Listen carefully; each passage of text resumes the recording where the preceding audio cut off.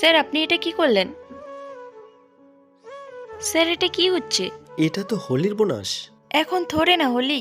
Sir আমাদের permission ছাড়া আপনি এরকম করতে পারেন না। আমি এমনটা করতে পারি, তোমরাও তো এমনটা করেছিলে, মনে পড়ে? দেখ দেখ মুরগা আসছে। ওই তারা বলছি, কালার তো লাগিয়ে যা।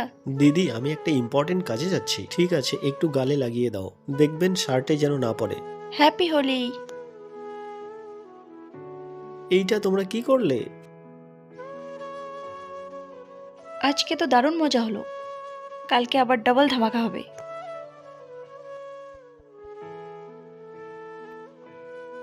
আরে আজকে তো হোলি নেই, তাহলে গুব্বারা কেন মারছো?